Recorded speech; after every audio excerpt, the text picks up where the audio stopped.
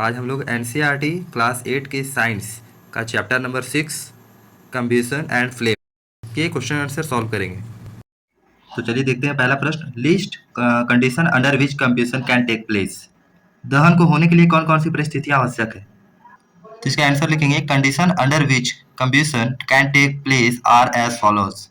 Air, the ignition temperature inflammable substance यानी कि वायु, ज्वलन ताप और दहनशील पदार्थ का होना आवश्यक है। दूसरा प्रश्न है fill in the blanks. Burning of a wood and coal causes fill in the blanks of air. लकड़ी और कोयले के जलने से वायु को क्या होता है। तो इसका जवाब हो जाएगा पॉल्यूशन।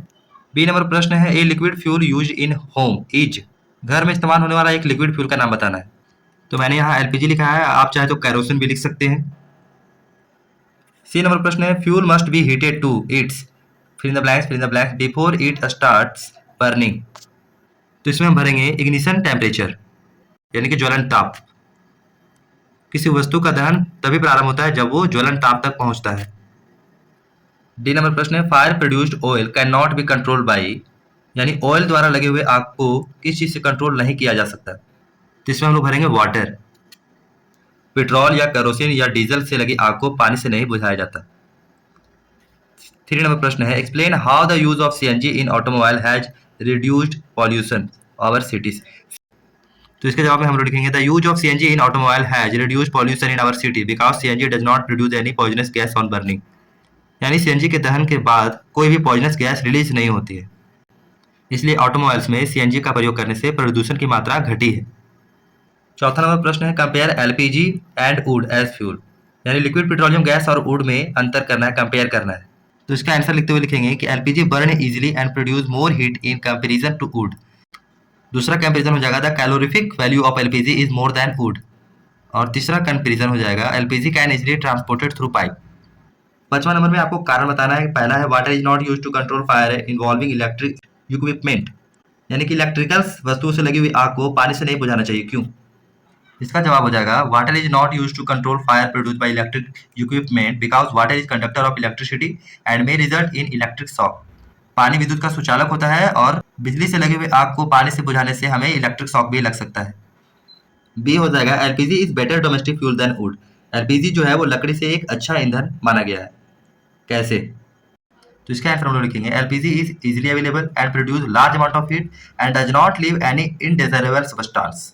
आसानी से मौजूद हो जाता है, अधिक मात्रा में ऊष्मा देता है और ये कोई अवांछित पदार्थ भी नहीं छोड़ता है। तीसरा है paper by itself catch fire easily whereas a piece of paper wrapped around an aluminum pipe does not। तो इसका आंसर हम लोग लिखेंगे when paper is wrapped around an aluminum pipe the ignition temperature of paper is not reached। 6 number question है make a label diagram of candle flame यानी आपको एक candle flame का डायग्राम बनाना है, तो आप ये डायग्राम बना सकते हैं। 7वां नंबर क्वेश्चन है name the unit in which the calorific value of a fuel is expressed. इसका आंसर हो जाएगा the calorific value of a fuel is expressed in kilojoule per kg यानी कि किलोग्राम। आप यहाँ किलोग्राम भी लिख सकते हैं, किलोजूल पर केजी। 8वां नंबर प्रश्न है explain how CO2 is able to control fire यानी आग बुझाने में कार्बन डाइऑक्साइड किस प्रकार जो है वो उपयोगी होता है। तो इसका आंसर हम लोग लिखेंगे carbon dioxide being heavier than oxygen cover the fire like a blanket and cut off the contact between fuel and oxygen.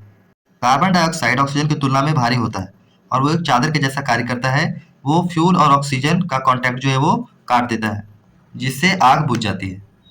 9वां number प्रश्न है it is difficult to burn a heap of green leaves but dry leaves catch fire easily यानी हरे पत्ते जलाने में बहुत कठिनाई होती है जबकि सूखे पत्ते में बहुत ही आसानी से आग पकड़ लेता है, ऐसा क्यों।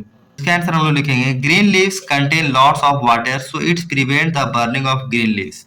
इन case of dry leaves water is absent the leaves catch fire easily. हरे पत्तियों में बहुत पानी होता है जो उसे जलने से रोकता है और सूखे पत्तियों में पानी की मौजूदगी नहीं होती, इसलिए वो आसानी से आग पकड़ लेता है। 10वां नंबर प्रश्न है which zone of a flame does a goldsmith use for melting gold and silver यानी सुनार जो है वो सोने और चांदी को पिघलाने के लिए ज्वाला के किस भाग का प्रयोग करता है। तो इसका आंसर हम लोग लिखेंगे the gold Smith uses the outer most zone of a flame for melting gold and silver.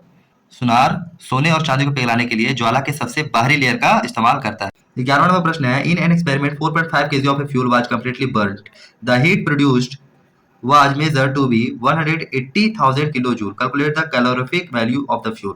इसका आंसर हो जाएगा mass of fuel 4.5 kg heat produce हो जाएगा 180,000 किलोजूल। कैलोरीफिक वैल्यू बराबर होता है किलो जूल पर केजी। इसको लोग सॉल्व कर देंगे तो जवाब आ जाएगा 40,000 किलो जूल पर केजी। बढ़ते क्वेश्चन नंबर 12 की ओर। पूछा है can the process of rusting be called combustion discuss. क्या जंग लगने की प्रक्रिया को दहन कह सकते हैं?